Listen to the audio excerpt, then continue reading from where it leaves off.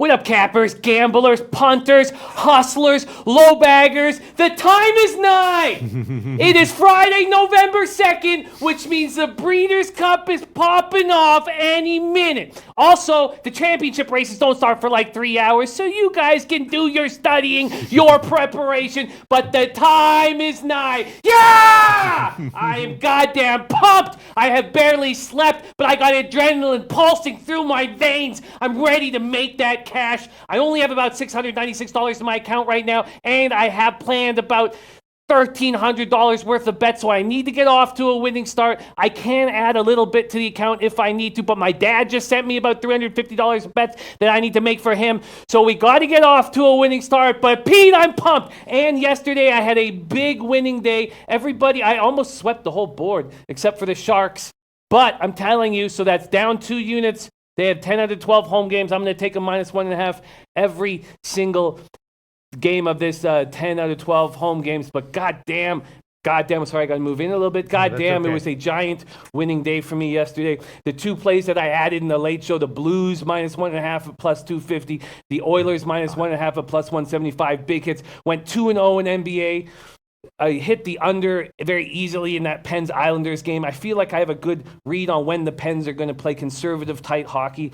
Feels good, and we got a great group of cappers with us, so thank you guys for joining us. How you doing, Mr. Loshak? I was a little bit miffed before because I couldn't find a link to the show, but now I got it. Now I'm reading the comment section, so I was looking for the link, so I didn't hear any of the words that you just yelled out, but I got the gist of it. Jim is lit, is what we call it. You know, the streets where I'm from. This is what's known as being lit. Jeez, and Jimmy the Bag is, and some other words. Jimmy the Bag, you seem like you're. So the Breeders' Cup starts. So for people who don't follow the horses closely, the Breeders' Cup is today or tomorrow or both. Both. Okay. Both. Okay. And this is the reason why we do what we do. Mm-hmm. Who needs drugs or sex? I'm serious. This is so fucking exciting. This is just, God damn it. I'm just so pumped. Now, there are some problems. Mm-hmm. One is the very important football show I have to do when the championships races start. Yes. And I'm going to not mention the Breeders' Cup during it. I'm going to try my best. It's going to be very, very difficult. My man, Mr. Gokster, Dirty Water in effect. Jimsky, not yet, but I'm just so fucking excited. This is the best 2 days of the year for me. Who needs drugs or sex, or who needs family? Who needs knowledge of self? Who needs wisdom? Any of that shit. If you got the Breeders' Cup, you are set, my man. Well, wisdom. Right? Wisdom helps. Dom Ricci, thank you for watching the Friday one. The Saturday, the everything is out for the Saturday, and the Saturday video is incredible. Shout out to the team. They made some incredible graphics for it. The only video that's left to come out, but it's all shot and done, it'll be out in a couple hours, is the classic. And I'm telling you guys, those of you who don't bet on horses, still take a look at the classic. Mm-hmm. There's a favorite, the 5-year-old Accelerate, a lukewarm favorite, regressed badly in his last race, still won it, but a 15-point regression Beyer-wise, which means that there is huge value. There's so many horses that could make a big run here. The last couple of years, there have been big favorites that we knew were going to win, and not this year. Absolutely. A lot of comments coming. Look at this. Oh, Cammy Gopher, a big thank you, Pete. Heart kiss, big win last night. Yes, I guess Cammy Gopher tailed our great call on how much did we nail St. Louis, right? I gave St. Louis as team total over as like a little special kissy pick for Cammy Gopher, my fantasy girlfriend. That was the great play. Yes, the -1.5. We were somewhat fortunate. It's not like the Oilers. That was just a slam dunk. Ajit says, Jimmy, War of Will is 26-1 at Bet365. That's the beauty of the Breeders' Cup. The beauty of the Breeders' Cup is they hammer their European horses. Mm-hmm. So a horse like War of the Will be, you're going to get, there's been times where a horse is being 15-1 at the track and 50-1 at Bet365. Those odds are going to constantly change. They don't really follow what's going on at the track. Mm-hmm. So that's what's up there. All right, so some other comments. Here you go, Kobe Valentine. I like Kobe Valentine's new Yayes-esque method of posting his picks where he teases them but doesn't give them. He says, Pete, I got 2 big dog moneyline bets for college football. One will hit, at least I hope. I'm very, very interested to hear what Kobe Valentine's underdog moneyline picks are going to be. This week, he's obviously hit a couple on this show, high profile recently. Yesterday. Also, look who's joining us. We have Need for Tips, Alex. The great Alex. Oh, shout out to Alex. From Team Bankroll. role. Alex really is a great human being. Yeah. I had such a great, I didn't, I have mental problems, behavioral disorder, so I didn't express how much I enjoyed meeting and hanging out with you, Alex, but that was fun as hell, and I hope someday we can do it again. Maybe in Romania. Where is he from? Romania. Yeah, See, yeah. I have alcohol issues, and that works out perfectly with Alex. We formed like Voltron. That's what people used to call me when I was younger. They were like, you're like a junkie without the junk, a crackhead without the crack. You know what I mean? Ricky Levine coming in liking West Virginia. I have not hammered that game enough, but I've heard a ton of very sharp cappers on West Virginia. What do you think about that? Yeah, the problem, I didn't get a chance to break down the college games last night. I'm sorry, I apologize, but I will get to it this evening, and I'll hopefully have an opinion in the evening show. I was definitely, yesterday I had a good winning day overall. I continue to have a great read on NHL. Jimmy the Bag, Detroit team total over. I was listening to what everyone had to say. Not a lot of people were liking Detroit, but I was like, no, I'm going to make. We had a guy in our chats hammering Detroit. Kobe Valentine loved Detroit. Yeah, Kobe. It was Kobe. Yeah, no, we're right. It was Kobe, and I think there was one other. But that's great, and it sucks that. I was waiting for the turn to happen, and I haven't been able to take advantage of it financially. But yesterday was a great day. And Friday is a big day for me, when I have to pay in or pay out. So having that big night last night was glorious. Yaya says, no one can be Yayas-esque. Get the fuck out of here, Mr. Peters. Excuse me. And you're right, Yayas. Yayas, well-spoken, and always on the right side of an argument. Yes, Yaya says, no one can be Yayas-esque. GTFO here, Mr. Peters. I stand corrected. You are absolutely right. How much is Yayas becoming one of the commenters of the month? Yeah, no, shout out to Yayas. Funny as hell. Natalie Van Rydstrom joining us as well. We got some great cappers in the house. Yeah, so, and the Jackets first period over, cashed again. Van City, Chris, trust me, I was thinking about you last night. The Philly money line hit, but it would go on the -1.5, get a giant score. That card was begging for cash. Also, that NBA card, it's funny, when 2 days ago that NBA card was so difficult. Last night it was so easy. It was low-hanging. Dan Kelly giving us the Nuggets first half. Nuggets cashed easily. We were all on the Sixers, I believe. The Sixers put a scare in us in the third quarter. Remember, last year they were a first-half team. They're starting to look like that again. So overall it was a good day for me. The only downsides were two. I got, let's just talk about the college football games yesterday. The Akron play, I should have listened to what's his name? Kyle Jack. Yeah, he nailed it. The Ohio play, though, I should have listened to myself, and the key factor there is that whenever you have a young quarterback, a rookie quarterback who comes in the middle of the game, plays well, and then has a week to think about it in a primetime game, that's always a fade spot. I knew that. I got swayed by Kyle Jack and others going on Western Michigan, not what I should have, which was Northern Illinois. And then, of course, last night was the night when I finally had the balls to start giving 2 and 3 picks per game instead of the other game. So it was just a clusterfuck in college football for me overall. Not a huge loser in terms of my money because I bet size appropriately. It was a modest loser, but I wound up giving 4 losing picks in college football. And I had great reads on college football games leading up till then. I was on a great roll in college football, and I screwed it up with that. But, once again, I had a winning day in NBA, and I had a winning day in NHL, which once again would have been a significantly bigger winning day in NHL if I hadn't been tailing people recommending San Jose. Hey, man. What's up with San Jose? Best team in the NHL. Definitely. Oh, best team. Really? Yeah. Really? You don't think teams have problems 10, 15 games in the year? Look, is Pittsburgh a shitty hockey team because they just lost a home with the Islanders? I have my questions about them too. Yeah. I thought the Pittsburgh play, I also had the -1, and that was a loser. I admit it was the wrong side, but I'm okay with my reasoning behind it. But do you think they're a shitty hockey team? I think they are. I think they're a questionable hockey team. Well, you're wrong. I don't know anything about hockey. That's true. I admit it. You're wrong. They're not a questionable hockey team. They are a great hockey team. And the San Jose Sharks are going to be a great hockey team. One thing Dom Ricci says, let's get capping. Dom Ricci, I think these intros we do count as capping because we're talking things about things for long-term in general. You don't think that the Pittsburgh is a little bit fat and happy on the decline right now and overvalued in their games? Well, you can't say fat and happy when they get knocked out by their biggest rival, the Washington Capitals, and have a summer to fume over it. So that's not being fat and happy. Are they getting older? Yes. But when challenged, will they step up? Yes. I would say Washington Capitals look more questionable than the Pittsburgh Penguins right now. So, look at Al Mack, though. I stopped on this, and I haven't seen the rest of the comments because I wanted to make sure that people heard what Al Mack is saying here. Leafs haven't scored in the first period in the last 5 games now. Yeah. And their offense looks troublesome. Yeah. All right, so, and Drew Daddy says, Pete, quit blaming others for your picks. No, I take personal responsibility for all of my picks, except for the San Jose Sharks over the past 2 days. Those I was saying, no, I'm kidding around. No, Yes, it's all good. Of course, I take personal responsibility. Dom Ricci says 10 minutes is enough, yes, Pete. I agree. Sorry, I agree. We should. Oh shit! We should, go ahead. More dogs. I just want to shout out Al Mack here. Yeah, okay. Yes, Wally George. I'll put the link for the SBR contest right now. Thank you for mentioning it. Okay. We have an SBR contest, $700 free to enter. I'll do that right now. But listen to Al Mack. AHL dogs on the three-way line. Yes. 22 and 49. Plus 26.17 units. And I was about to tail those last night and 2 nights ago. All right, let's get into handicapping. Al Hart says he feels unloved. Okay, Al Hart, why? Well, we got to get into handicapping.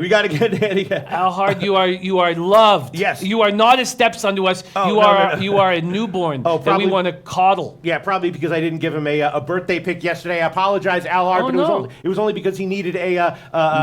It was Cammy Gopher. No. You couldn't stop thinking about Cammy Gopher, Pete. We got to get to handicapping. I apologize, Al Hart. I did want to give you a birthday pick, but I was because you said only a side or a total, and everything I liked yesterday in NHL was a first period line or a puck line or a team total. So let's get to handicapping. All right, so Florida Winnipeg. I did bet this one. Obviously, it's the second game of the Finland series, and I did take a shot with the under on this one, and I did take a shot with Florida on the money line. I'm thinking that Florida bounces back here. I would be leaning Florida first period as well, either money line or maybe plus a half. We're on the NHL right now. We're starting handicapping. Thank you very much. There we go. Drop it down. There we go. Thank you very much. What do you think about Florida and the under in this Finland game? I found it interesting how important these games are to Winnipeg, seeing that Hellebuck is going to be in goal here in Opera.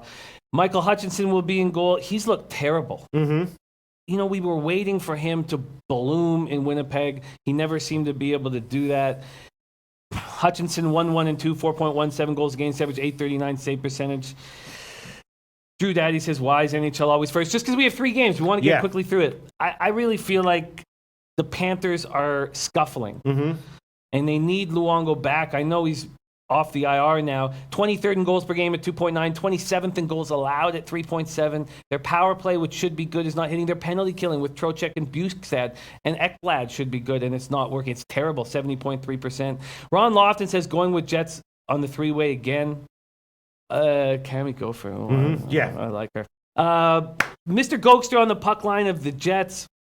I just feel Eddie Oler says there's a chance Luongo starts. That's very, very interesting.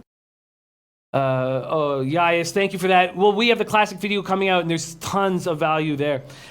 I agree with you. I don't think I want to go back to the Winnipeg well. I think it makes sense to maybe make a play on Florida. What would you be getting on Florida? What would you be getting on the under? Pretty much the same as yesterday, about a plus 120s. Hellebuck, starting on back-to-backs, he'll probably be okay, right? I don't mind.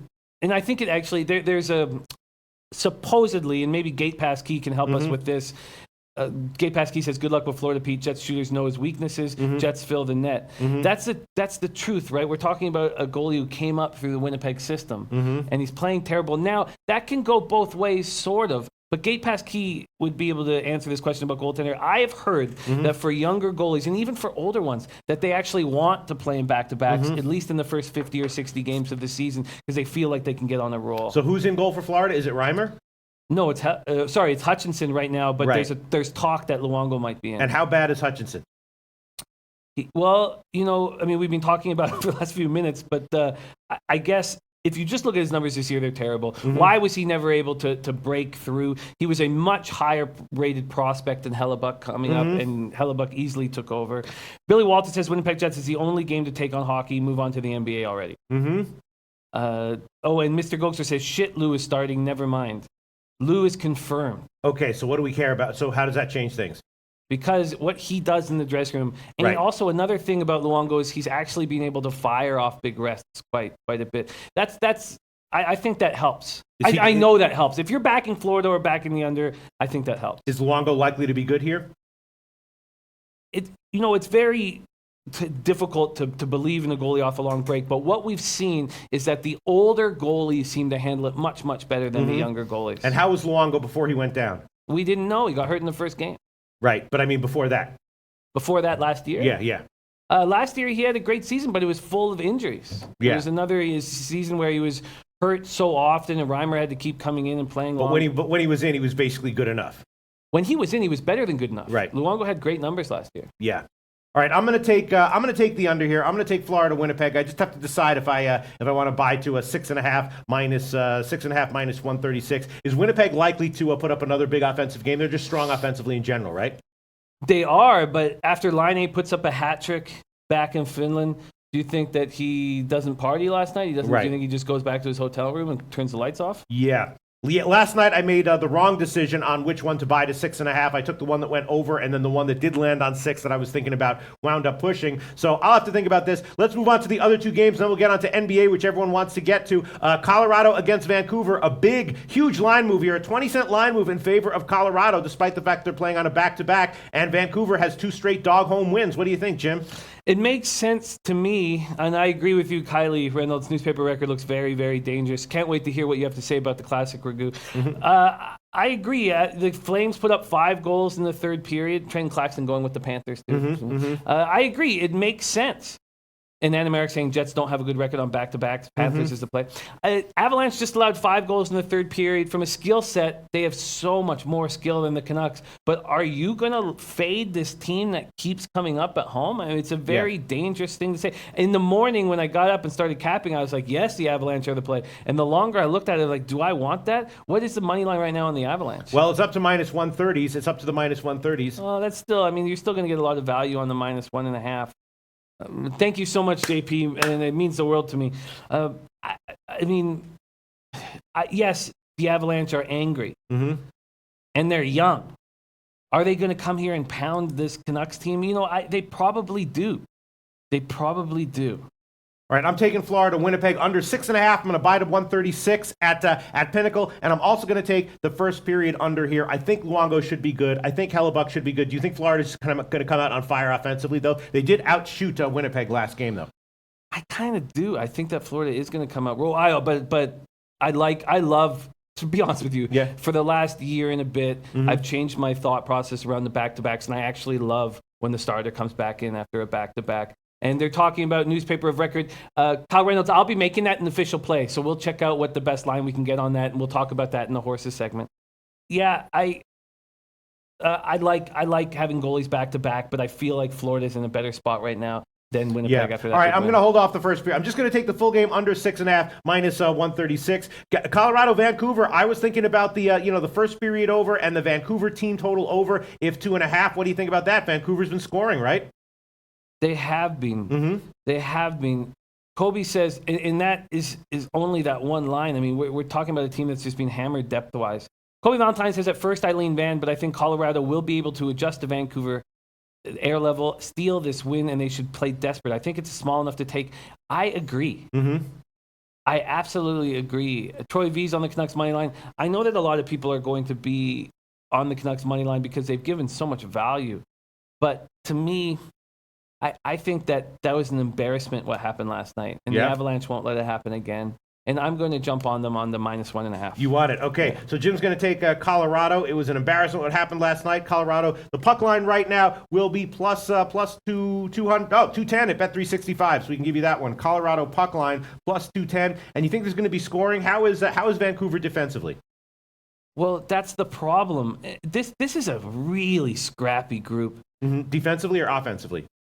Just a scrappy group as the team. They're dealing when the Edler injury happened. My dad was like, "Watch the free fall," and you know he's so important to this team. And you take off Chris Tanev. Let's just take a quick look at exactly the very last minute. But because I'm thinking about the first period, what's going on? We're getting we're number. Yes, we know. Yeah. Say ready. Ready. Okay, sweet. Thank you. Okay, is that for the morning or the afternoon? That's for the morning. The game comes off during our show. All right, so I'm thinking about the first period over Colorado, Vancouver.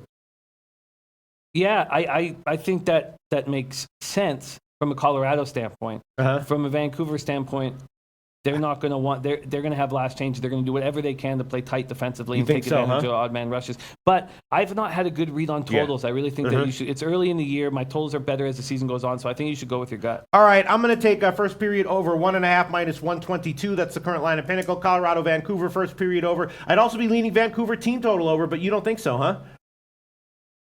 That was an embarrassment last night. Grubauer is coming in with a 2.76 goals against average, 916 save percentage. So you think he's going to have a strong game? I think that Vancouver's going to get shut down at home? This is such a scrappy team. Look at Gabe Paskey. Canucks are a hard read at home. Seems like the same spot when the Pens came in and beat them 5-0. Sort of. But that was actually, even though that was the fourth game of their Canadian swing, remember the Pens had that 5-day break in there. So when they went into Calgary, they were so well rested. So it's a little different. But this is a Avalanche team that's playing very good hockey. 7-4-2 overall, 4-3-1 on the road. All right, let's keep a brisk pace here. Arizona, Carolina. Arizona's been awesome, holding teams to 1 goal every game. They've been rolling at home. Big line move in favor of Carolina, though. What do you think? Is Arizona, is it a no-brainer play to take a Carolina team total under here once again?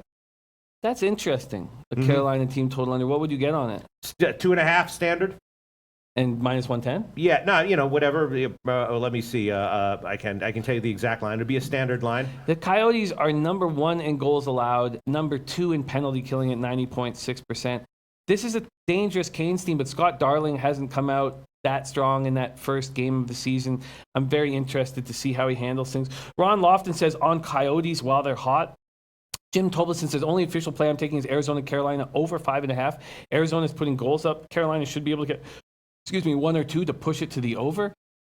I'm not comfortable with this Hurricanes team right now. They're very good offensively. They're undervalued in the market. I can understand why it's going their way right now, but this Coyotes team is playing well at home, believes in themselves, and Antti Ranta is playing incredibly well. 1.99 goals against average, 926 save percentage.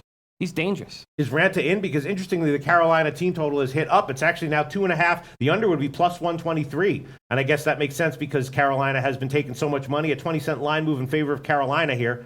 25-cent line move in favor. Huge. Why would that be happening? Why is Ranta out? Who's out for? Why would there be a 25-cent line move in favor of Carolina with Arizona playing so well? I think that people don't believe in this Coyotes team. All right. And they don't believe they could possibly be first overall in goals allowed and continue that. They have a terrible power play, and the Canes have terrible special teams. But that means when the Canes go up against a team with a terrible power play, that's their Achilles heel, is their 31st in penalty killing with 66.7%. And when they go up against a team that can't take advantage of that, there's probably confidence on that side. All right, so I'm going to the goalies are unconfirmed here, so, and the line movement makes me a little bit nervous. So I'm going to pass on this game for now. Maybe in the evening show I'll give a pick. I've given Florida Winnipeg under 6.5 minus 136. Colorado Vancouver first period over 1.5 minus 122. Jimmy the Bag is taking Colorado puck line plus 210, and that's it for NHL. Let's move on to NBA. Jimmy, we have a whole bunch of games here. I guess we can start with Houston and Brooklyn. We can also start with the sparkling record. All right, yeah, let's throw up the sparkling record. It's not sparkling yet. The good solid record. Yes, Jimmy good solid record. Jimmy the Bag. We have. I guess you're right because that's a nice record. I thought I was higher than that, but yeah, it's moving in the right direction. All right, so Houston, of course, 1-5 ATS and straight up. Favorite at Brooklyn. What's up with this line? Is Houston maybe the play here? Is the market telling us to take Houston 1-5 straight up in ATS, but a road favorite against Brooklyn? I think the market's telling us that Harden's going to be in the lineup. Let's see if I can get some last-second information on that. But that's what I would believe that the market is telling us. Let's take a look at Harden targeting a return for Saturday. This is a back-to-back situation for the Rockets, and that makes sense to me. So if you have, I don't want anything to do with this Rockets team right now. They have a lot of shit to figure out. Chris Paul has not taken the reins. Not very comfortable at all. Dan Kelly's on Houston -1 first quarter. Dan Kelly is on Houston -1 first quarter. Shout out to Dan Kelly with that Nuggets first half, and Nuggets just ran with it. That's interesting. Kobe's Valentine saying I heard Harden won't play until Saturday as well. That's the situation. And America going on the Coyotes -1.5, by the way.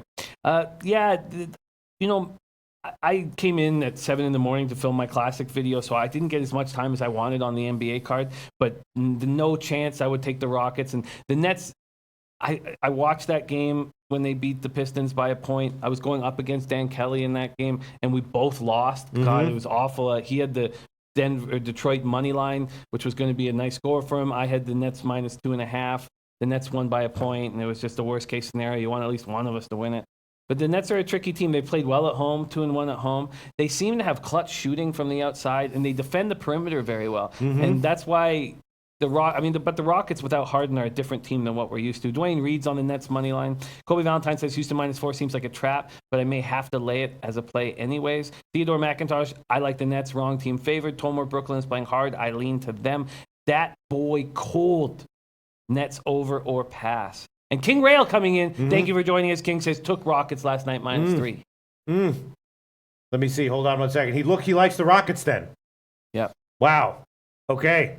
Oh man. Let me see. Let me see. Dan Kelly. I thought you said Detroit money line when that was in my head when we were going against each other. But good. If you had the points, then you got it. Sorry, Dan. I thought you had Detroit money line. My fault. All right, so Houston, Brooklyn the line has also gotten bet up. Is Houston maybe the play here? Houston first quarter -1. This is a stay off game for me. I've got more time to put in this NBA card, and I don't know when I'm going to be able to do it. But I'm very uncomfortable. One thing that has been working for me early in this NBA season is anytime I have the slightest bit of uncomfort, and I've been having enormous uncomfort, I just completely stay away. Yeah, I am making most of my NBA picks. Again, I tweeted out a couple more second half totals winners last night, tweeting them out. Second half is where I do best in NBA long term, and I'm going to focus on second half plays on Twitter, and also making all of my pregame plays or most of my pregame plays in the late show. But I'm thinking about tailing Dan Kelly here. Don't want to jinx his play, but thinking about tailing Dan Kelly on the first quarter -1. Yeah. Well, you just jinxed it. Yeah, maybe. All right, let's move on to another game. You want to move on to the OKC and Washington game. This is an interesting one as well. I actually hit the under on the overnight line, and it dropped down to 229, but now it's gone back up. OKC against Washington. What do you think here? I was thinking about Washington team total under. OKC just beat Charlotte on the road. They're on a back-to-back. Washington returning from a bad road trip. Washington, of course, terrible. 1-6 straight up and ATS, but this is a high line here, and they're favored. I was thinking Washington team total under, maybe. What do you think? Interesting. They're going to get both Dwight Howard and Markieff Morris back.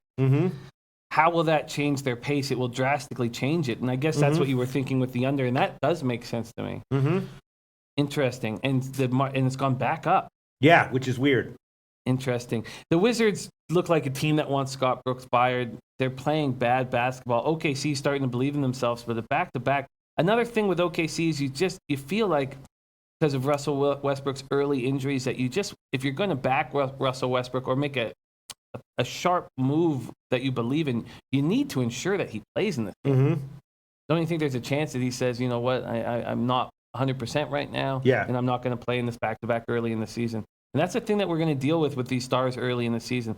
Tomarino says, I got OKC +3. Howard expected back. Should throw off the chemistry. OKC has looked good. You know, Bart Nelson saying Washington's dysfunctional. Damian J. Walter is saying Dwight Howard will make the team worse. Listen, I agree. I dislike Dwight Howard very much. But look, this is a team that's playing terrible. 1-6, 0-2 at home.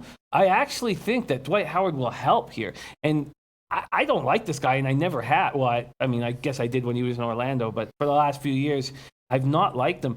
And I think he will actually help. I think they actually need him right now because whatever's going on is not working. So why not throw Howard's fat ass in the lane? Nutflush Allen. Pete, I don't say write it down very often, but Clippers over. Yes, shout out to you, Nutflush Allen. I was leaning that way as well, and I think that was the game that I tweeted out second half over. I don't remember, but Sam Estrada says Harden will not play. They will overlook the Nets tonight. How can a team that's 1-5 overlook anyone? That's a really good point. Yeah. That's a really good point. I don't know if they're able to. I don't think that you're right. Theodore McIntosh says, I like the Nets, wrong team favorite. And Tom Marino says, Brooklyn is playing hard. I lean to them. All right, that's a tough one. Again, I'm thinking about the team total under for Washington here. What do you think? I think it's dangerous. I think it's dangerous. I'm surprised that this total's all over the place. There's 231s, there's 233s. Interesting. I feel like the Wizards and the Rockets starting off this year so horrible. I'm confused about how they want to play. And when you're dealing with taking stars, or at least not necessarily stars in Washington's case, but guys who affect the pace so enormously, I just feel like I need to see them working all together before I can get a real feel on pace. And it scares the shit out of me to take a total with the team when you know everything's going to change. But in saying all that, I do think that your first feel on the under makes a lot of sense to me. King Rail says must win for the Rockets, and David Stewart says careful. Wizards are playing bad, but they have a lot of talent. JC Alvarez says Rockets will cover tonight, and WW Train says Clippers are a lock. Let's move on to that game. Clippers against Orlando. Jimmy the Bag, I don't know if you looked on that one, but the Clippers, of course, on a back-to-back lost at Philly. That was one of Jimmy the Bag's plays. Very nice. Magic's been losing recently, and Clippers early, first quarter or first half. Are the Clippers a lock here, especially early? That makes some sense, doesn't it? I don't know. I feel like this is the kind of situation where Orlando can step up, but I said that same thing about Sacramento, and maybe Sacramento is just that good and Orlando isn't quite that bad. That's a possibility. The problem that we'll always have with this Magic team is at the point. DJ Augustine and Jerry Grant just can't do the job and don't do the job. I can't believe now Alfred Payton has to have some character issues because it makes no sense that they would prefer Augustine. Augustine is supposedly a really good character guy, and that's the only kind of explanation for it. I'd be concerned. The way the Clippers did fight back against the Sixers. The Sixers are a questionable team. The Clippers were getting destroyed, and then they put a lot of energy into that third quarter. That's another thing that makes me a little uncomfortable. David Stewart just bet Rockets first quarter. Eddie Oiler saying Clippers have owned the Magic. I don't know. Tomora, I got Clippers at -1.5. Orlando is bad. The roster is horrible beside Gordon, Vucevic, and Fournier. I find these basketball games very tough, and I didn't get a chance to put as much time into them as I wanted to with this 7 a.m. Yeah. The 7 a.m. video. Art Hayes says, good call, Jimmy. Backcourt is trash. It is, and it's so important. It is so important. When I'm looking at these games, I agree, and somebody just mentioned it about the Timberwolves. When I look at these games, a PRC publicist and co out of the 6, he says, don't be fooled by Minnesota's wins over Utah. Lay the points at the Warriors. I agree. I think that they're going to go back to their mess. I think that's something that we can actually be comfortable with the Warriors. He says, here. what? Lay the points against Minnesota. Yeah. All right, so let's talk about that game. The line is about 11 right now, of course. Golden State starting to roll, covered 5 out of their last 6. Rolling here, although the covers have been close. The last one was very close against New Orleans, but Minnesota is maybe a mess. What do we think? Golden State first half? That would be the play that I would prefer the most. Definitely. That would be the play I would prefer the most. I mean, we'll see. Let's just take a quick look to make sure that we understand exactly what's going on with Minnesota on their depth chart here. Butler intends to play on Friday in Golden State. Teague is questionable, so we'll have Rose back running it. Rose will definitely have a comeback to earth night. Tyus Jones is questionable. So if Teague doesn't force himself back, Rose is going to have to play 40 minutes. And when he's off, Butler will probably be controlling the ball to at least bring it up court. Yeah, I agree. I want to spend a little bit more time on it and hear what people have to say, but yes, it definitely makes sense. Okay, I'm going to make my final decisions on all of these NBA games as far as pre-game bets are concerned in the afternoon show, as I have been doing so far this year. I agree with Dan Kelly here saying Clips back-to-back in the third game of a trip is a bad spot. I think it's a really bad spot for them. Which one? The Clippers. I think it's a terrible spot for them. Okay. I'd like to take the Magic here. Just don't know if I could possibly trust this. Okay, but we're thinking about Golden State first half, right? The Golden State first half is a play I'm very interested in. And maybe Golden State team total over. These games have been exploding over. The line has gotten bet up. Of course, Minnesota's last game against Utah and the Lakers all went over. I took a shot with the under in that Lakers game. That was wrong. Even at 240 or 242, maybe the over is a good play there. Indiana, Chicago. Let's talk about that one. Indiana, of course, covered 3 out of the last 4, playing very well. The last cover against the Knicks was very close. They're laying a lot of points here, though. This reminds me of the Knicks game where the Pacers probably get a win. Do you want to lay 7? Not exactly sure. Pretty impressive game what Chicago did against Denver, though, in their last game. Feels like Chicago is the kind of team that's going to get blown out by the elite of the NBA. But as a home dog against lesser than elite teams, they might have some value, as they did against Denver. What do you think? Yeah, I agree with that. Just a couple of side notes. Fan City Chris liking Golden State, first half spread. It says he's been hitting like crazy boys. And DT Doug's asking if you did your video with Steve from College Football Winning this week. Nope, they canceled it. Sorry, we were ready to go. We were going to cover Iowa against Purdue. Oh, Jesus. I was excited to cover that one, and they canceled it. Don't blame Steve. Steve was ready to go. I was ready to go. They canceled it and didn't tell us and didn't reschedule. Yeah. So I was like, but it would have been a good video, and they were like, fuck you, next. All right, that's what we're doing right now. Jimmy the Bag, fuck you, next. Indiana, Chicago, what do you think? Indiana has Boston on Saturdays. What Tomor is writing here is his horrible spot to back them here, idling Chicago. Yeah. I think that you nailed it in the beginning of this by saying that the Bulls will get beaten up by the class of the league. But Right. the Pacers on the road, and the Pacers overall haven't been playing great. I know you said they've covered 3 of their last 4, but I did not like that game against the Knicks. And they were lucky to cover that. And that was a late cover. Yeah, that was a that was not a shot dominant late cover. Right, They barely squeezed it out. And that's what you get, of course, with these single-digit spreads. It can be a very tight game throughout, and then a three-pointer here and a couple fouls late, and you get over it. So, and King Rail is on the Clippers over. That's what JC Alvarez is saying. King Rail, what do you think about the Bulls? They're catching a bunch of points against a non-elite NBA team, 7 points. What do you think? Is that tempting to you? King Rail, please be honest. Chicago Bulls +7. What do you think? Ooh, look at this, Dan Kelly. Last season, there were 4 games that the Bulls played at home. On a 2-game losing streak, they got crushed in all of them. Against the spread differentials, -0.5, -15, -9, -24. Tonight in that spot versus division foe Indiana. All right, the line is up to 7.5 though. I'd be leading Chicago, but I'm going to wait and make a decision on that one a little bit later. All right, next one: the Knicks against Dallas. Again, the Knicks, played a nice game against Brooklyn, right? Two games ago, and Very then nice. an okay game against Indiana, blown out by Golden State. I think we give them a pass on that one. Now they're catching pretty decent points here against Dallas. What do you think? Are the Knicks maybe a live dog here, or is Dallas going to absolutely steamroll them? I don't know about steamroll, but I find Dallas very appealing in this spot. Because they need a win. And at home, there's somebody I think that can beat up on the worst teams in the league. Right. And they have the motivation to, because they've lost like 5 in a row. Exactly. And when the Knicks come in, this is a spot where they don't think, oh, this is going to be an easy game. They think, here is our chance for a win. Let's get our shit together. They're 2-1 at home and 2-6 overall. I really think these are the kind of situations that the Mavericks can give us value at home against an opponent that plays over their head at home and struggles on the road. They're 0-3. Red Girl on the Dallas game under. I am going to jump on the Mavericks here. I see a -6 at Bookmaker, and I feel Kobe that's likes appealing. Dallas. Other comments are coming. Oh, so King Rail says Bulls bench will cost them the cover. Okay, it didn't cost them the cover against Denver, though. They were good enough to hang with a good Denver team, right? Denver's played very strange since that big out of the gates 4-0 roll. They're a team that I need to figure out a little bit more. What I think is that the Barton injury is now rearing its ugly head. And I thought that was going to happen when Torrey Craig was out there and he was being applauded for not getting in the way. It's like, that's not what you're going to want from your shooting forward. So, but can you lock me in with the Dallas Mavericks at -6? Yes, we will lock you in with the Dallas Mavericks. And while I search for that one, Jimmy the Bag, why don't we talk about Memphis against Utah? Memphis, not bad, right? Covering, I had not them. bad. I had them at home last game, and it was an easy cover, a non-sweating situation. What do you think about Denver? While I search for a line here, what do you think about Memphis and Utah, Jim?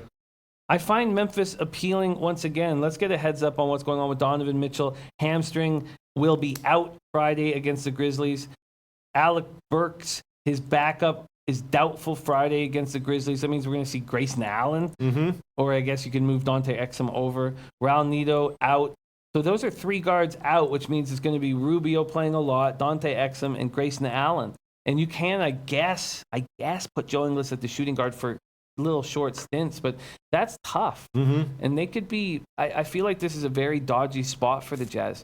What is the what's the line right now? It's a big line, about 7.5. Utah, of course, a great road trip. Then there was that game where all of Minnesota was sitting the guys. There was a 5-point move in favor of Utah, and Utah lost outright. And now they're coming back home. So, they clearly can roll teams. They rolled Houston, they rolled New Orleans, they rolled Dallas. Memphis is in that category, right? Memphis ain't anything special, are they? Yeah, I like Memphis. Yeah? I said that at the beginning of the year and took a lot of heat for it. I think that now that Memphis is healthy, that they can roll. This under is being bet down, opening a bet online at 205 down to 201.5 at some spots. Yeah, I find Memphis appealing, but this Jazz team, when they're at home and you take pieces away, they always seem to step up. They just always seem to step up. Yeah. All right, we'll have a lot more information and analysis and picks in the evening show. Right now, we'll move on. Last NBA game. And what was the line you got me for the Mavs? 6 minus 110. Dallas minus 6 minus 110. Toronto against Phoenix. Phoenix is a terrible team. I've had a good read on second halves this year in the NBA, as I always do. But I did take them second half when they were down big against the Spurs, and that was a mistake. Phoenix has the feel of a team right now where you shouldn't be taking them pretty much in any situation. First half, second half, full game, live, no matter what, they're going to let you down. Is Toronto maybe first half maybe a good play here? I don't know. These are the games that scare me with the Raptors. There's going to be no urgency whatsoever. By the way, Bill Butler, who just destroys props, says, look for player props for Royce O'Neal tonight. He'll be starting for Donovan Mitchell. Huge usage bump with Mitchell out. Exum will get run, but Royce has a nice three-point shot. Thank you so much, Bill Butler. You've been crushing these. Oh, Tomer saying Memphis is a bad team. Conley isn't shooting well at all. Conley's not a shooter. They've beaten bad teams, and Utah's in a letdown spot off the Golden State game. I think you guys are being way too harsh on this Grizz team. I truly, truly do. When I look at this depth chart, I think that this is a good depth chart. And I know that's going to take a lot of heat, but I like it.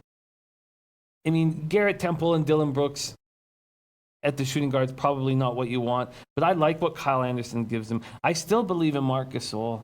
This is a team that has a little bit of hope and a little bit of life. Yes, they're going to be much better when Michael Green is back in action, but I just think that people are being a little too hard on them. Okay, our 9-11 gives us a Mexican soccer league play. Take the Tigres plus 100 at money on the money line. Tigres plus 100. It's a must win for them. DT Doug says, I like the pace of the show is moving at today. Great job, fellas. Thank you very much, DT Dougs. All right, yeah. So you think that it's a little bit iffy to think about Toronto on the first half here at such a big favorite line against the dog shit team. Now here's a team they might be overlooking, right? Here's a team that might be overlooking their opponent. Raptors Suns? Yes. Yeah, it concerns me. This is not the type of spot that I want. Remember when everybody pushed me? So I get concerned backing the Raptors because I take the losses a little harder. You know, they're my team. But when everybody pushed me towards taking them when Philly came to town, that was absolutely right. They wanted to smash Philly in the mouth, send Philly a message. This is just not that spot. Melvin Morel says, bet your life on the Raptors tonight. The way I've seen NBA work is when there's no urgency, I get very, very uncomfortable. Yes. Understood. All right, so I will have no picks in NBA today. I'm sorry, in the morning show as of right now. I will almost certainly have some, though, in the 6 o'clock show, and I will probably maybe have some in the have some second half plays that I will tweet out. My second half plays that I've been tweeting out have started to get good, Jim. Mostly totals, and yeah, you can count them up at it. And Jimmy the Bag taking Dallas minus 6 minus 110. I might wind up tailing that in the evening show, probably at a worse line, but I'm not going to quite pull the trigger on that one right now. All right, let's move on. Now we got college football. We got 3 college football games, and the problem is yesterday I only decided to work 12 hours, so I didn't get a chance to look at the college football games like I wanted to. I took half a night off. You know, people don't understand that I work all day and all night trying to prepare for these shows, and sometimes I do take half an evening off. And that's what I did last night, and I decided to sacrifice college football here. I know that, and I'm going to look at it in the afternoon after the MMA show that I do with Annie Marak, but Western Kentucky against Middle Tennessee is an interesting matchup. Colorado, Arizona, Pittsburgh, and West Virginia. The line is already headed back in Pittsburgh's favor. Virginia, of course, is ranked and favored at home, and we see some money coming in on Pittsburgh. That is very telling. That tells me that the market is probably trying to tell you something, that maybe Pittsburgh is the play here. Damn it.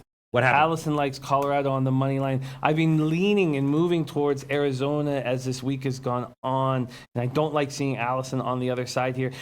When this Pittsburgh-Virginia line came out, I actually thought it would be Virginia like a -9. And then when money started coming back on Pittsburgh, I was surprised here. I'd love to hear what Twadi Latte, I know he's in the chat, what Twadi has to say about this Pittsburgh team. they've been difficult to figure out. And this total has just dropped and dropped. It's now at 47.5. Yes.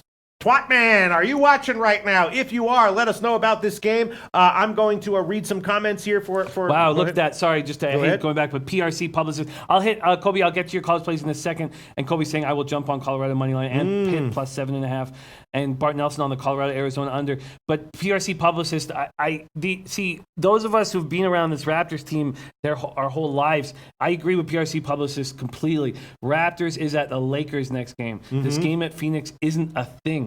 Right. I'm on Phoenix plus the points. So who they were saying that Houston was going to look past the Nets? Is that what they were saying? Who were they were saying? This is the game. This is the game where you might have a look ahead spot, right? Without question. And I'm not saying I'm going to take Phoenix myself. I think it's a ballsy play by PRC publicist. I don't know if you want to get in the way of this train, but I can understand it. Jesse Smith says the Raptors spread is too much. So a couple things here. My man True Breeze saying Jim take Colorado. Thank you guys. The one thing that this has helped is at least it's got me off Arizona, and I'll have to look more into this game. Kobe Valentine says my 2 big dog money line plays are Northwestern plus 9.5 and money line versus Notre Dame. LSU plus 14.5 and money line versus Alabama. LSU money line? Well, is that what he really wrote? Yeah. LSU money line for the outright win. No way. I mean, I'm on LSU plus 14.5, and I have a correlated parlay with the under. LSU money line? What's he got? All right, hold on. First of all, let me clean up a little bit here. Holy shit. That was your best work. I was not expecting that. LSU for the outright win? Okay, let's check what that line is. Let me see. But that was pretty good. That was pretty good. That was incredible. I was waiting for that for like 5 minutes as soon as I saw the comment there. Let me see. All right, go ahead, Jim. Why don't you read some more comments while I pull up college football and I find the money line, because I want to know what these money lines are. I want to know exactly what Kobe's getting here. My man Ralph Portwando on the under in Virginia, Pittsburgh. JC Alvarez, Pitt, Virginia under. D.T. Duggs under Virginia, Pitt. Very interesting, but does it feel like let's take a look at when the movement happened. Does it feel like we're on the ass end of this movement here? I mean, God, it's not that big of a line for LSU. They're 14.5-point dogs, but you're not even getting 5-1 on the money line. What do you get? You're like plus Pinnacle has 447. The best line would be at Bookmaker at 492. Now, I can easily see Alabama winning this by 10, by 8, by something like that, but for an outright win, I'd want to be getting like 8-1. You know what I'm saying? I do. Man, you're just getting you're not even getting 5-1. I'm not seeing any plus 500s. The best line would be plus 492. Pinnacle plus 447. Damn. Wow. Nighthawk says, I'm glad everyone's on LSU plus the points. That means I'll be on Bama. Taylor Byer coming in. I took Colorado plus 3, Pittsburgh plus 7.5, LSU plus 14.5. Man. Dwayne says, Pete, LSU has the best chance to beat Alabama. Any team makes sense. Dwayne, look, I'm on. That's an official pick of mine this week. Plus 14.5 and the under, and that's in my parlay, in the parlay video. I took LSU plus 14.5. I bet that one. I bet the under at 54. It's just an outright win is a little bit different. Yella Hammered says Bama rolls against Starry. Jansen Bonzone says Bama will step up and rout. Ricky Levine likes Bama. Hal Abrams says if LSU is down 7 or more, that game will become a huge blowout. They can't move the ball. Interesting.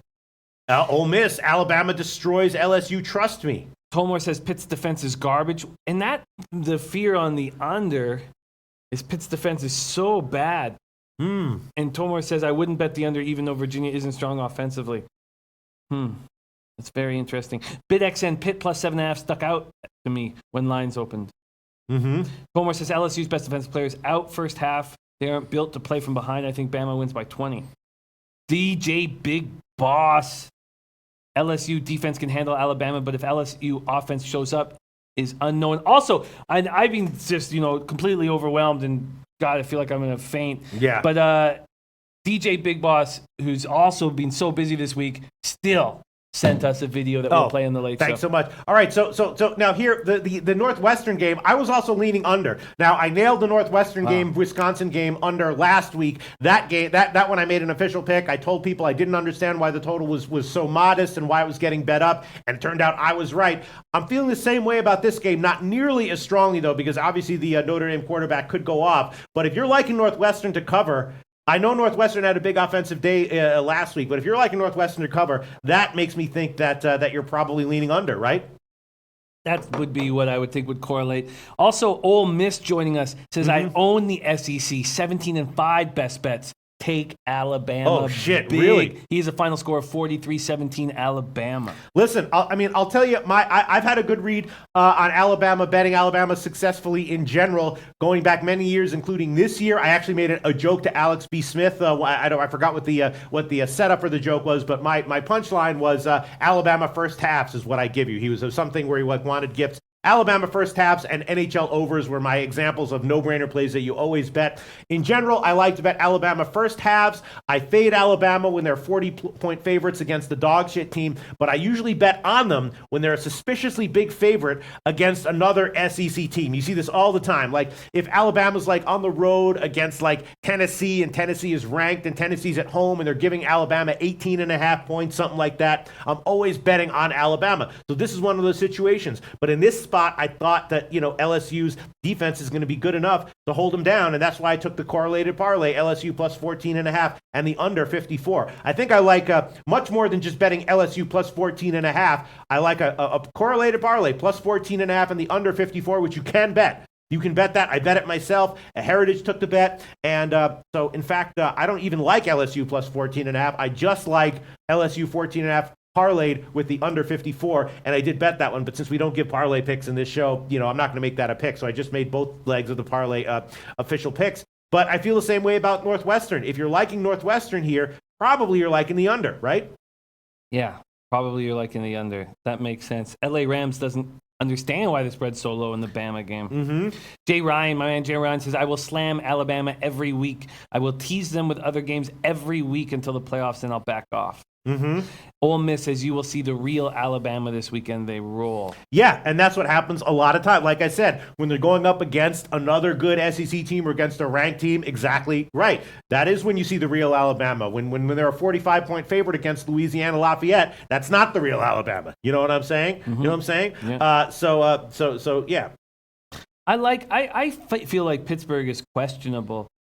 If I can get the 7, I don't see why I wouldn't take it with Virginia here. And the 7 is available at Pinnacle. What do you think about this Pittsburgh team? I mean, we've lost. I don't know. Once again, bad teams. Once again, I apologize. I did yesterday. I'm sorry. I only worked 12 hours, so I did not get a chance to cover these 3 college football games. But I am planning on doing them in the afternoon. I am feeling pretty energetic right now, so I don't think I will pass out at 2:00 Eastern time as I often do. So I think I'm gonna be awake and have my wits about me. And if so, I am going to crunch the rest of the NBA card and definitely get to these 3 college football games tonight and maybe come up with a good play. In general, I have a good read on college football. It's just last night, I was wrong about the Akron game and the Western Michigan game. My initial thoughts and analysis of that game, I got swayed by other people's opinions. I did. You know what I mean? I was initially thinking that Ohio was the play. In my leans, I had first half over, full game over, and I was talking about that in the show. Just take first half over and full game over, and my lean would have been to Ohio because of what I said. But then I got swayed by all the admittedly very strong and admirable opinions who were coming in on Western Michigan. Kyle Jack, first loss of the year of the week on Western Michigan. But all right, so let's move on, Jim. Yes, let's move on. We'll hammer this more on the late show.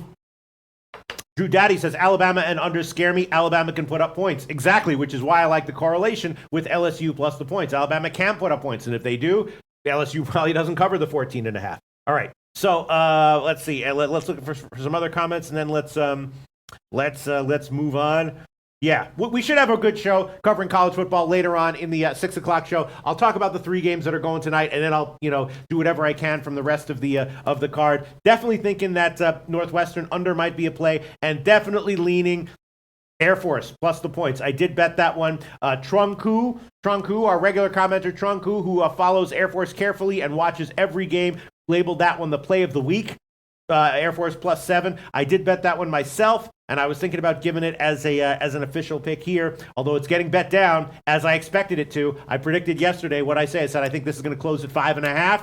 Right? Mm-hmm. I predicted that LSU will close at 13.5, possibly 13. I predicted Air Force will close at 5.5. I already nailed the line movement on the total. What did I say? People who watch the show regularly said I thought that was going to open very, very early in the low 50s and get bet down immediately. That's exactly what happened at Bet Online. Watch the replays. Yes, I said that. Yeah, it's now down to 7 or 6.5. Bet Online still has 7, and I'll make that one an official pick. Air Force, I'll take the 7 at Bet Online. Air Force plus 7 minus 125. Air Force, I feel like a Stu Feiner impression coming on right now. I have to fight it. Air Force plus 7 minus 125. Okay. This is good. All right, no, I can't do it. We got to keep a brisk pace here, Jim. We're going to do a lot more college football analysis in the evening show. And now let's move on to CFL. I don't know if you had time last night to look at the CFL game, Jim. You know, the game is this mean nothing game, and I'm not going to put too much time into it. But Al Mack did, and Al Mack likes the under 48 in this game, and that play makes a ton of sense in a mean nothing game. There's no reason why the Red Blacks would run up the score, but in those mean nothing games when the backups play, there's always a ton of volatility. Has there been any movement in that total? Let me take a look at it. If there has been, I don't believe. Al Mack has had a great read on CFL this year. L. Arams 323 says SBR is his best show on YouTube. Keep it coming, guys. L. Arams, thank you so much, L. Arams. Yes. Al Mack's play makes a ton of sense to me because it's in Ottawa. If it was in Toronto, I'd be a little more concerned, but in Ottawa, I do feel. Oh, and DJ Big Boss says sprinkle a little on Air Force money line. Bart Nelson liking Montreal plus 7. That is another play that makes a ton of sense to me. A ton of sense, but I can understand backing it.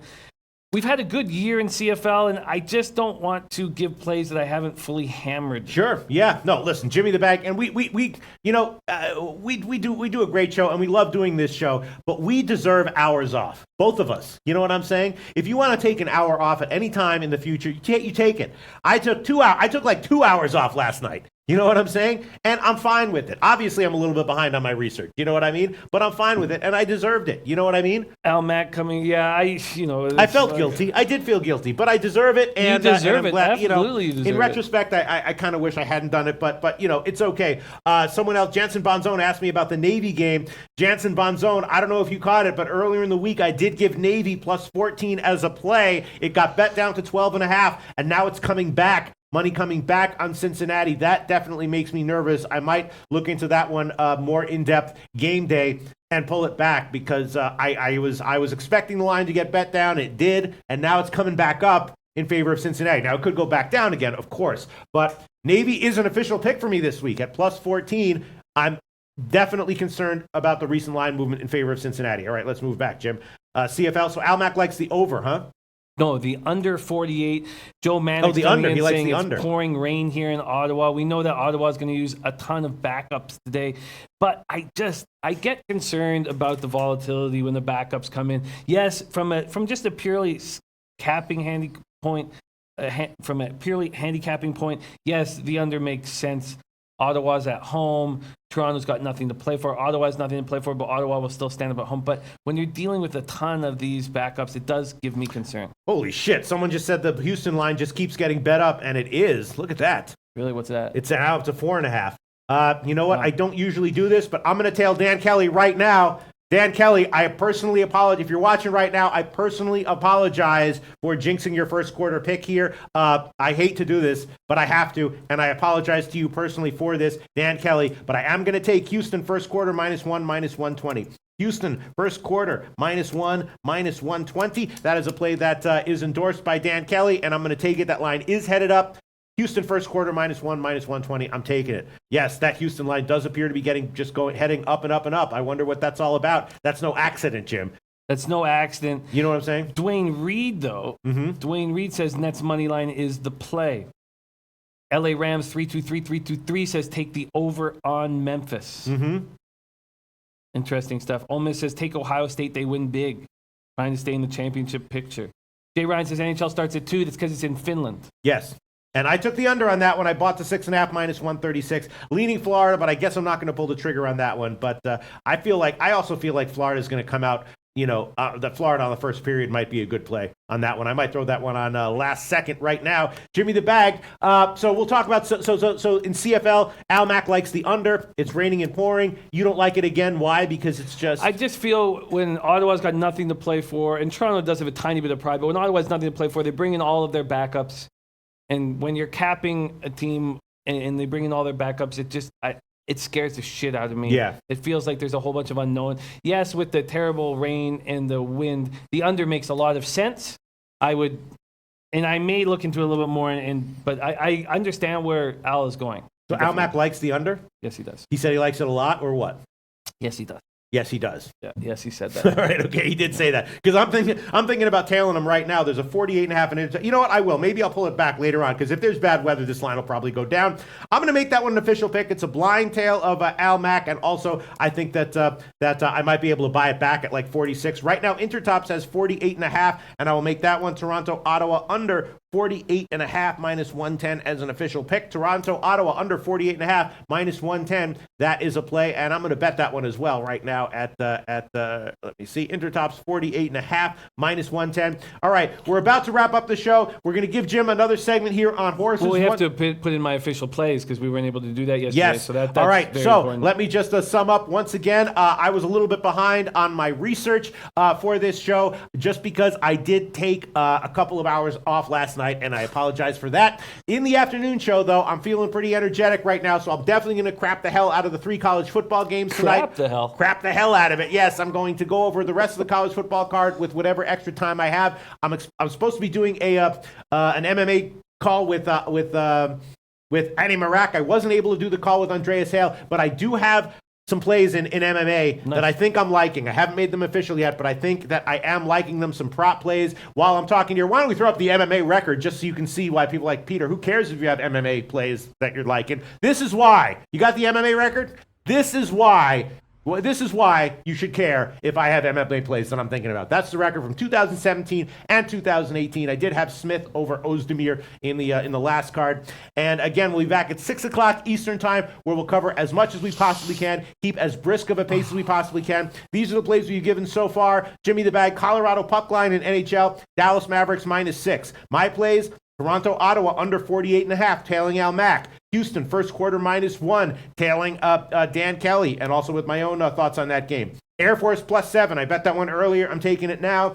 Florida, Winnipeg, under 6.5, -132. And Colorado, Vancouver, first period, over 1.5, -122. Jimmy the Bag, you got about 10 or 15 minutes now. Say whatever you want about horses and lock in whatever plays you want to lock in. Beautiful. And I want to give a shout out to our man, Lou H. Says, got to run. Hope y'all cash. Eintracht Frankfurt. Oh yes, with me. Is that yes? I'm on that one. I bet that one. I took him. I'm not on the 3-way. I took him pick 'em at about -123 or something like that. Is that game has still not started yet though? Right? I don't believe it has. But I am on that one. Frankfurt. I'm on it. Pick 'em at about -125 or something like that. Beautiful. And yes. One last spot from Eddie Euler saying, "Okay, Texas Tech." Over Saturday. Want to just jot that down quickly. Yes, I'm ready. So I'm going to make my Friday official plays right now. I also want to mention that we have the Sportsbook review contest that can still be entered for a short time. I'm just going to give you guys the link right now. Here, edit, copy, and here is the link. It is free to enter. $700 on the line. Very easy, very fun. Please check that out. Okay, so this is just, and we also have Juan's video that we will be doing as soon as this horses is wrapped up. Juan has a play for tonight. He's the Argentinian soccer expert. Stephen Alla says, Jimmy, are you uploading videos throughout the day? Every video is out, Stephen Alla, except for the classic video that will be out any minute. So every horse is being broken down. Every single horse in the Breeders' Cup has been broken down. But yes, let's get to my official plays right now. First off, that's not going to work. Sorry, I just got so many goddamn pages of notes here. Breeders' Cup 1 is here. And I'm not going to break down every single Breeders' Cup race. This is just about giving my official picks. I would love to do it here, but we don't have time, and I've already done that in the video. The first big race is at 3:21 Eastern Time. That is in 2 hours and 15 minutes. God damn, I am pumped. It's the Juvenile Turf Sprint. There are a lot of interesting horses. There is quite a bit of value in this race. In the UK, all the races are run on turf, almost all of them. So the best turf horses are obviously the best horses, and we have to be wary of the European invaders in all these races. But in this turf sprint, there are really no standouts coming over from Europe. There's some really good-looking horses, and there's some fillies in this race, and they're given a 3-pound drop. Let's break this down. There's some really good horses. Strike Silver, I know a lot of people are on. I think Soldier's Call is the most dangerous horse, the 2-horse. Ocean Murphy's the jockey, the trainer's Archie Watson. Ocean Call out of UK making its first appearance in North America will be on Lasix for the first time. Lasix is a drug that helps horses breathe. Some of these horses come over from the UK, they get first-time Lasix and they run faster than they've ever run. Some horses, it doesn't really affect them. He was the only 2-year-old in his last race. It was the Grade 1 Prix de la Baye, and it was a huge race in France, and he was a 2-year-old in this race. He ran great in that race. He came third by a head. He's going to be forwardly placed. Now, the only issue, Mr. Gokster, like in Stillwater Cove, a very live dog, and we will get to him shortly. The issue with Soldier's Call, he's never run around a turn. He's a turf sprint specialist, so he runs straight. He's never run around a turn. I like Soldier's Call very much. Stillwater Cove is what my man Mr. Gokster is talking about at 20-1. A very dangerous horse, very interesting at a big price. Beat the number 9 Chelsea Cloisters 2 back in the 100K race. Chelsea Cloisters is a really highly thought of horse. Ran in the Grade 1 Natalma at 1 mile. It was a very fast pace that fell apart, and she was the only one of those horses who was on the pace to hang around at the finish. Very interesting at a big price. Bulletin is the horse that my man Big Ragu is on. I know almost every Florida capper liking Big Ragu, and Wally George liking Pocket Dynamo and So Perfect in the 5th. The fact to me is that this is a wide open race. Sergei Prokofiev, the 8-horse, is so dangerous. Ryan Moore, Aidan O'Brien, the most dangerous duo that come over from Europe. Ryan Moore being the jockey, Aidan O'Brien being the trainer. And So Perfect, I love. I have a ton of exotic bets on this race. A Pocket Dynamo, who Wally George is talking about, the 20-1. Joel Rosario is the jockey. Robert Cowell is the trainer. I watched Pocket Dynamo's last race twice, and it was the race where Sergei Prokofiev just exploded and won from last place.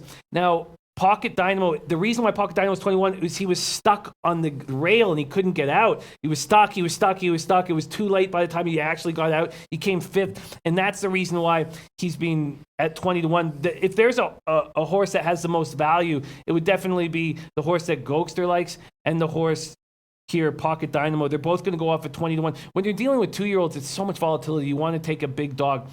In this race, this is the only race that I'm not going to be giving an official pick. Can we put up my record very quickly of horses? This record means a lot to me, and this is a race to me. HORSAS. This is a race to me that screams exotics, and I don't want to back.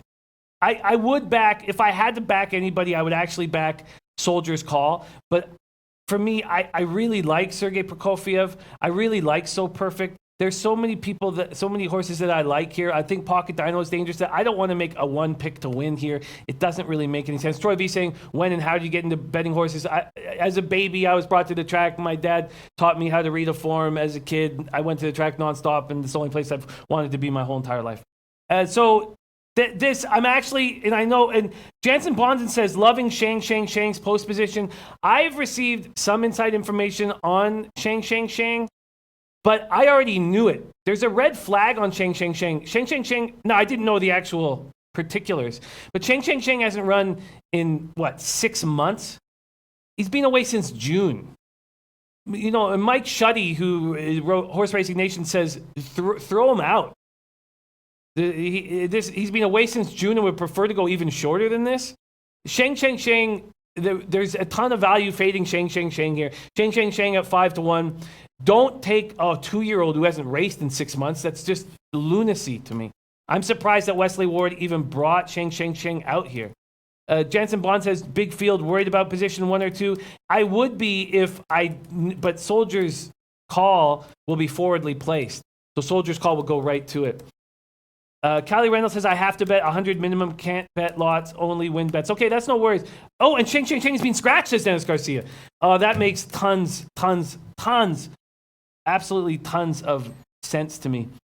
And then finally, I'm not going to make a play on that race here officially. But if you go to my video, you will see all my exotics there. On the Juveniles turf, the 6th race here at 4 p.m. Eastern time, I will be making a play. There's some European horses that I find very different, or find very appealing. Macam Bullet, I find appealing. Lily's Candle just came out and had an incredible Grade 1 race in France. Just Wonderful is a horse that needs to break right, and I'm not sold on, but it's Ryan Moore and Aidan O'Brien. I will be staying away, but Newspaper of Record just seems like an extremely... Listen to this. Here, this is all I'll say about Newspaper of Record.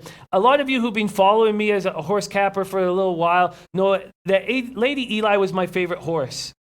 It changes, but Lady Eli, she came off of an illness that usually kills horses, and you get about a 10%, it's called laminitis, and she had like a 10% chance of living, and she not only lived, but she came back to race, and I was just absolutely in love with her. Chad Brown trained Lady Eli, and absolutely enamored. Lady Eli was just a phenomenal horse. And this horse, Newspaper of Record, has run faster buyers in her first 2 races than the great Lady Eli. Lady Eli won this race for Chad Brown in 2014. There's not a lot of pace in this race. Newspaper of Record is extremely tough to beat in this spot. And that will be my first official play here on race 6, Pete. I'll be using Bet365 on Newspaper of Record. Not getting very much, but I will take it. I'm getting plus 125. Okay. On Newspaper of Record. There were a lot of comments that were coming in that Sure. were very, very interesting, but I won't get to them. I want to give you all the time you want. Okay, so what do you want here, Jim? I'm on Newspaper of Record at plus 125. Newspaper of Record. And that is the race 6.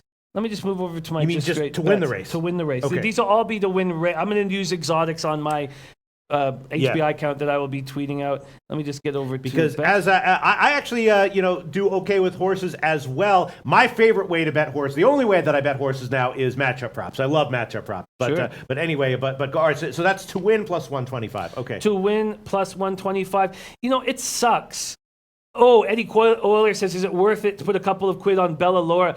I love Bella Laura, and you're getting a huge, huge line on it. If anybody has questions about a horse right now, we can also get to that. I kind of want to get in my plays really quickly. We don't have a lot of time, but yes, I love Bella Laura. Let me get to... a lot of people laugh at Jimmy the Bag. A lot of people snicker behind his back. When it comes to horses, the motherfucker is the real deal. Is that true? There's lots No, of I'm names? kidding around. I just had to say that to set up me going, joking. real deal. No, I like it. I like it. Okay. Bella Laura, I think, is very appealing. In that grade 2 Jessamine, she had the 13 post, and she was... The only thing you can do in the 13 post, unless you have the speed to go right to the front, is you have to hang back and get to the rail and save ground and make a late run. And then you need the pace to break down. You need the trip to work out perfectly. You need all these different things. And that's why Bella Laura came 3rd. East, I absolutely love Mr. Gokster. I think another long shot with a ton of value. That is in this race here that we're talking about. East at 20-1. It's a very tough post. But this is a dangerous, dangerous horse that I really believe in. Ajit got Newspaper of Record at 3.0 on Sports Interaction. That's great. Lock it down. Lock it down. I find East extremely appealing in this race, the Juvenile Fillies turf.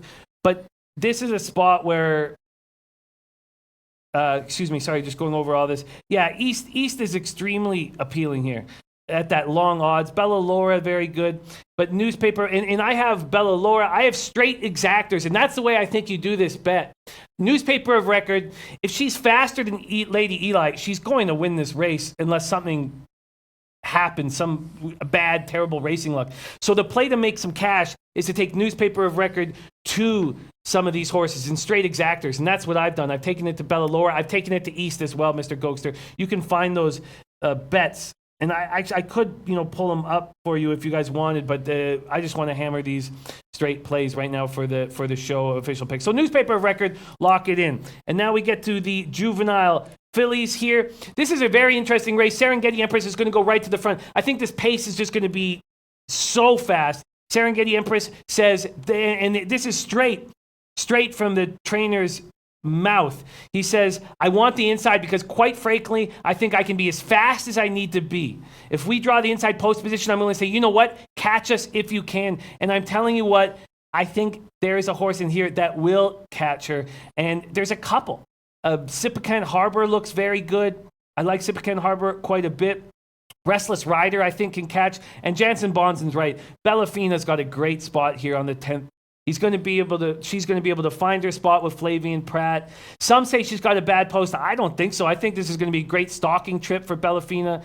37 Scandler says, where do we find all your pictures of me? Well, you'll find them on my videos. But I will also be tweeting out pictures of my actual bets before each race, and I'll be doing that very soon.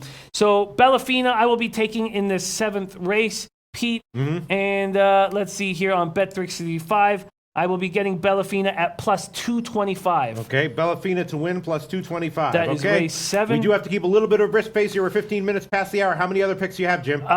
3 more picks. Okay. Next, we have the Juvenile Turf. I'll have to go very quickly here. Yeah. I find 40 under quite appealing. I find the name Some Like It Hot Brown hilarious. And War of Will be the horse I am taking in this race. And it's going to be a huge dog line, Pete. I will be getting War of Will at 25 to 1. Okay. That is plus 2,500. Wait, 25 to 1. Yes. To win. Yes. Okay. That is plus 2,500. Okay. If you're counting at home. War of Will can take the lead. And a lot of things can go wrong in this race behind him. This was the favorite in the Grade 1 Bourbon, and he lost to Current, who's an excellent horse. That's what Jansen Bonson was talking about. Current is an excellent horse. Current came up and got him. Current was bought as a baby for $725K. But War of Will is going to go to the lead. I've seen horses do this in these kind of big races. Go to the lead. Stuff happens behind them. They don't care. If the pace can be soft enough, which is possible, War of the Will can roll all the way. I'm taking War of the Will. War of Will at 25 to 1 plus 2,500. Now Anthony Van Dyke is in this race. That's another real reason why I like War of Will here. And if Anthony Van Dyke had the 5 post or the 6 post, I'd be like, okay, Anthony Van Dyke's going to take this. But this is very tough for a horse, a 2-year-old horse to come from the 14 post. Very, very difficult. Anthony Van Dyke's the best horse in this race, but a lot can go wrong. A lot can go wrong here. Now we go on to the 9, and this is the big race of the day, the Juvenile. This is an East versus West race, and all the cappers are doing it the same thing. The cappers out East are taking Complexity, and the cappers out West are taking Game Winner. I am going to take Game Winner. Game Winner is a very, very dangerous horse. Bob Baffert. I expect Game Winner to be the favorite moving forward for the Kentucky Derby. He's already answered the 2-turn question. There's so much speed in this race, and Game Winner is capable of coming just off the pace like he did in the Del Mar Futurity. He deserves to be the favorite. If he runs the same race he ran in the Grade 1 American Pharoah, he's going to be very, very difficult to beat. Who else would you expect to finish the 2-year-old season as champion other than our man Bob Baffert? I'm on the number 9 Game Winner in the big race of the day, the Juvenile, and I'm getting Game Winner at plus 150. Plus 150, okay. We have about... that's it for me. Okay, but before we end, and if we're all good, you say we have to put up... We don't have to. We choose to put up our Argentinian soccer expert with his play. This is a game going on 2-day, 2-night, and he's got off the schneid. He lost 3 in a row. He's still up 1.25 units, 4-3. He's ready to rock. You have his video ready to pop? Gente, por fin, Number Juan está de vuelta. Ya no estoy en la 4-3, soy el mejor, el más capo, el fenómeno. Y estaba tan feliz que me pegué la fiesta. Fui a celebrar Halloween, me fui a la casa de Larry, me robé su camisa favorita, no se la voy a devolver, y me encontré con su mamá. Y la besé, ahí pasó algo, pum, pum, pum, pero no le gané nada a Larry, porque estoy de fiesta, hermano. I'm back, Number Juan is back, I am the best. My pick for this weekend, as always, Superliga Argentina. The game, Unión de Santa Fe versus Patronato. Unión -1 at plus 103. Available at Bet365. I have to tell you something. Patronato has never beat Unión at home. And on the road, Patronato hasn't won the last 4 games. Pretty amazing. Move fast because this game is on Friday and the lines are moving. So, Unión de Santa Fe -1 at plus 103. Beautiful. Okay, he's a weird gallina. He's a really weird gallina. He's a gallina extraña. Gallina extraña. He is a weird guy. Yeah, I like him though. He's growing on me. All right, that's it for the show. We'll be back at 6 o'clock Eastern time. Thanks so much.